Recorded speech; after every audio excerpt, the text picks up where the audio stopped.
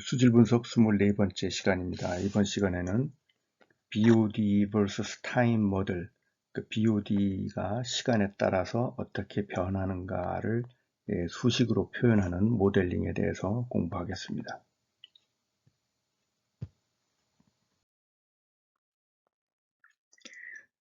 자, 많은 연구의 결과로서 유기물 분해는 1차 반응으로 모델링하면 잘 맞는다.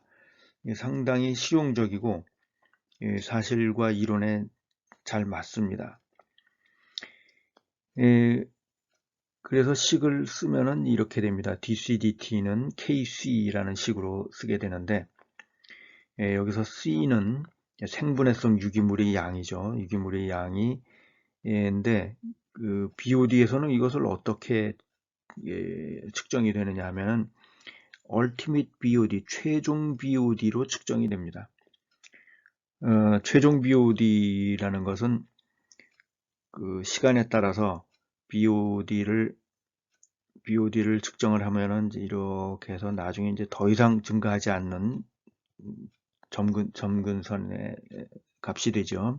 이게 이제 최종 BOD입니다.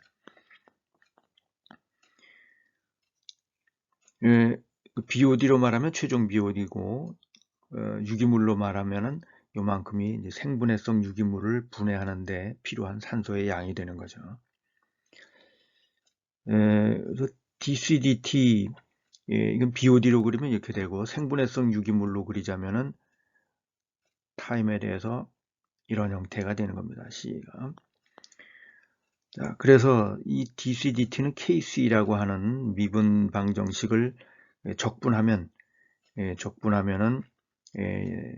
이런 식으로 적분이 됩니다. 변수 분리형으로 C를 좌변으로 이항을 하고 적분을 하는 거죠.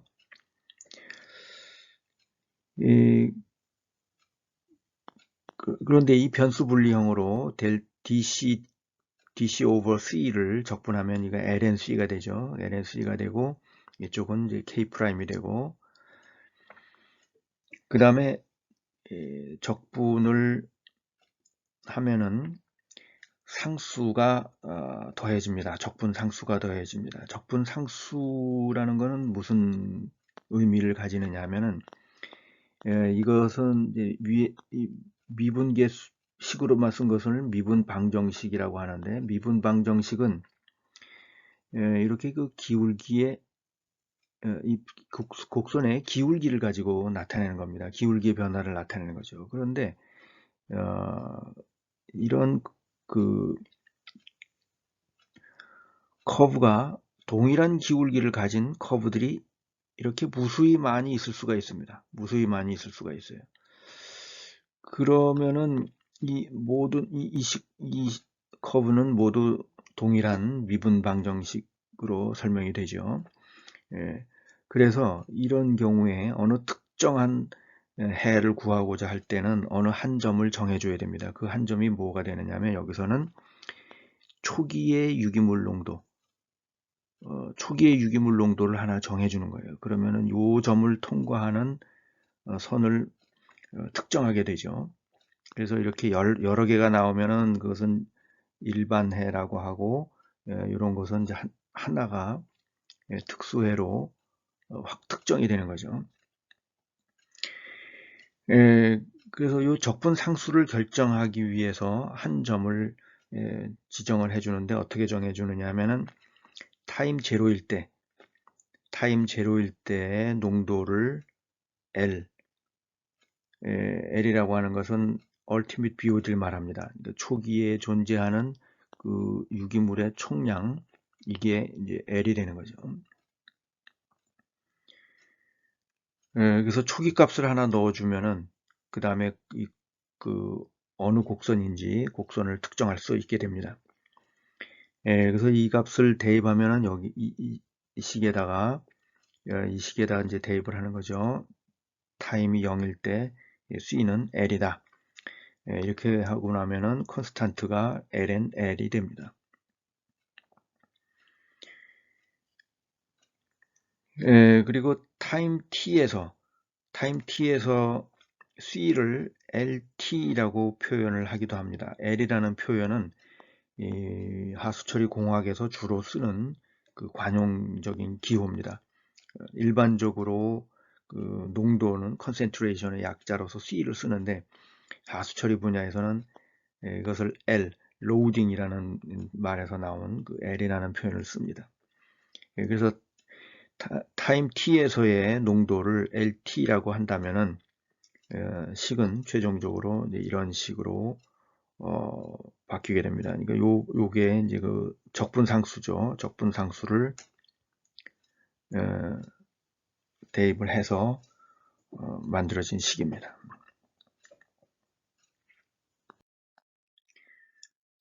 예, 그럼 앞에 있던 ln식을 지수 형태로 쓰면은 이렇게 됩니다. LT는 L에 2의 마이너스 KT 승 이렇게 되는데 이게 뭐냐 하면은 이렇게 그 지수적으로 감소하는 L 이렇게 감소하는 1차 반응 모델로 표현되는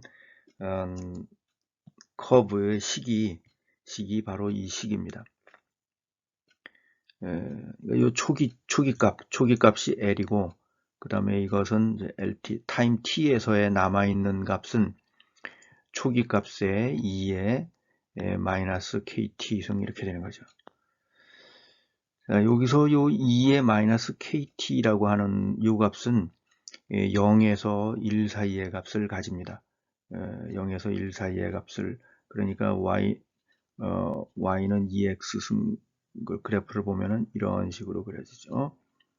여기가 1이고 그래서 이 값은 0에서 1 사이의 값을 가지는 것이고 그러니까 초기 값이 최대가 되는 거죠. 초기 값이 최대 L이 되고 그 다음에 시간이 지나면서 점점 줄어드는 겁니다.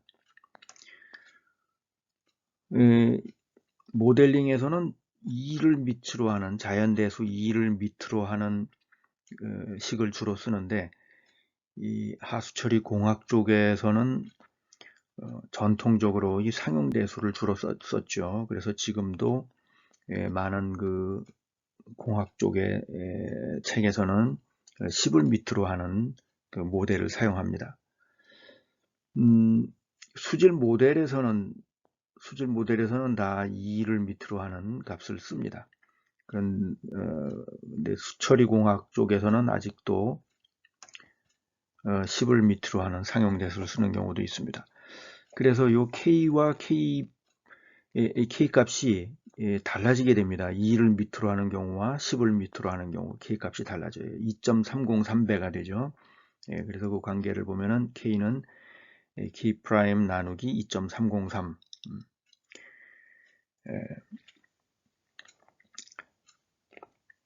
그 다음에 이 K를 BOD 분해 속도 상수라고 부른다고 했습니다. 그럼 K가 대략 얼마 정도 되느냐 하면은 K 프라임 2를 밑으로 하는 수치로 보면은 대략 하수의 경우 한 0.3 per day 정도 되고 그 얘기는 뭐냐면 대략 하루에 한 30%쯤 분해된다 이런 얘기죠.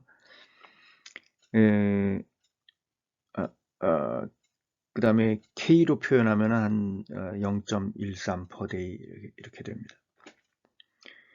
그래서 이 분해 속도 상수를 볼 때는 이게 K 프라임인지 K인지 즉 자연대수를 밑으로 하는 개수인지 상용대수인지 구분을 잘 해야 됩니다. 거의 2.3배, 2배 이상 차이가 나기 때문에 자 이렇게 해서 이 모델은 뭐냐면 일정 시간이 지난 다음에 감소한 유기물의 양, 남아있는 유기물의 양, 요거는 뭐냐면 이게 이제 남은 유기물의 양이죠. 남은 유기물의 양인데 그러면 BOD 측정할 때 분해된 유기물은 얼마냐 하면은 초기 농도에서 남은 유기물을 빼주면 되죠. 그러니까 이만큼이 바로 이게 분해된 양이 됩니다. 분해된 유기물이 되는 거죠. 그래서 분해된 유기물을 수식으로 써보면은 L-LT가 됩니다. 예, L은 초기에 있던 값이고 LT는 남아있는 값이죠. 예, 그 다음에 LT는 남아있는 유기물의 양은 그 앞에 이 식으로 표현이 되죠. 남아있는 유기물의 양은. 그래서 이 식을 써보면은 이런 형태가 됩니다. L-L의 10의 마이너스 KT승. 그러니까 이 식이 여기로 들어온 거죠. 네, 그래서 최종적으로 이것이 BOD와 타임의 모델입니다. BOD 타임의 모델. 그러니까 시간에 따른 BOD의 변화를 나타낸 식이죠. 그러니까 BOD one day, 예를 들어 하루 만에 BOD를 보면은 L, 이거는 초기 값이죠.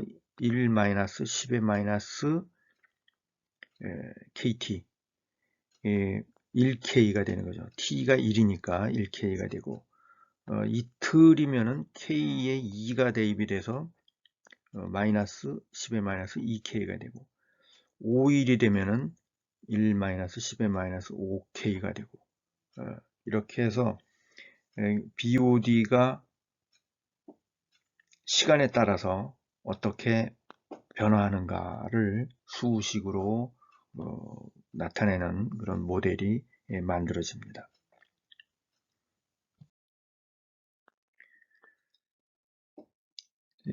연습 문제가 있습니다. 연습 문제는 이러한 형태로 수질 기사 시험에 아주 자주 출제가 되는 그 문제 형태이기 때문에 연습 문제를 기본적으로 몇 개를 제시를 했습니다.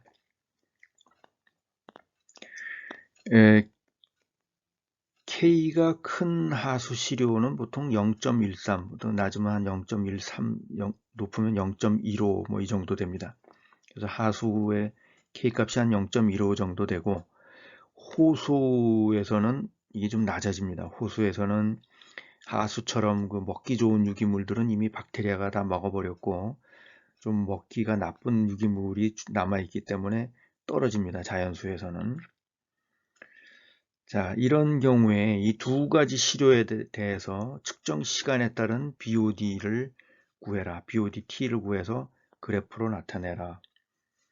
자, 이러면 어떻게 되느냐 하면은 시간에 따라서 BOD를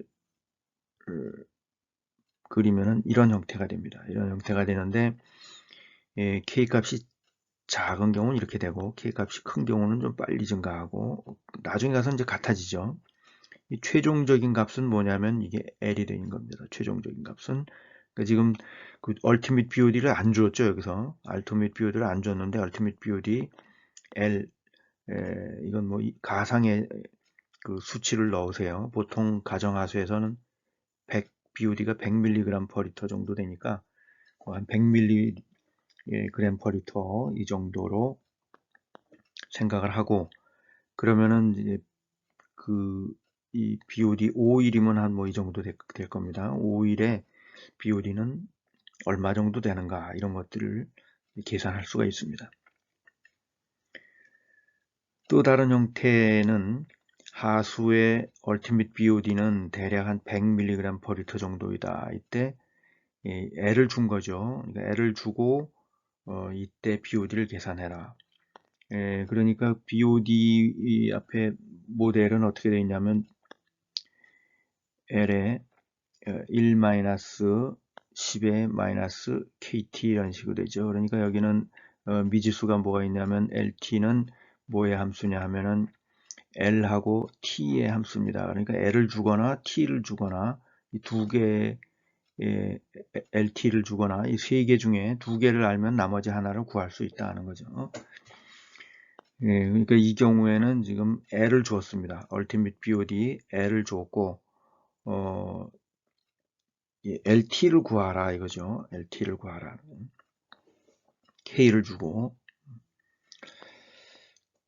그 다음에 세 번째 문제는 BOD 3일인 시료가 BOD 3일에 BOD가 1mg/L인 시료가 있다. 예, 그러니까 BOD 3일이면은 어떻게 되느냐면 L에 1-10의 -3K 이렇게 되겠죠. 그런 시료가 이게 1이다. BOD가 1이다. 그러면 이때 BOD 5day는 얼마가 될까? 지금 K는 0.13을 가정해라. 그러니까 K를 주었고 BOD LT를 줬고 그 다음에 이게 뭘 구하는 문제냐면 L이 얼마냐 하는 거죠. 이때 L이 얼마인가를 구해 가지고 그 다음에 이 값을 BOD5에 대입해서 계산을 해라 이런 거죠. 비슷한 그 실제로 기사 시험에 출제되었던 문제 예입니다. 앞에 나온 문제와 동일한데 이런 형태로 기사 시험이 잘 출제가 된다 하는 거죠.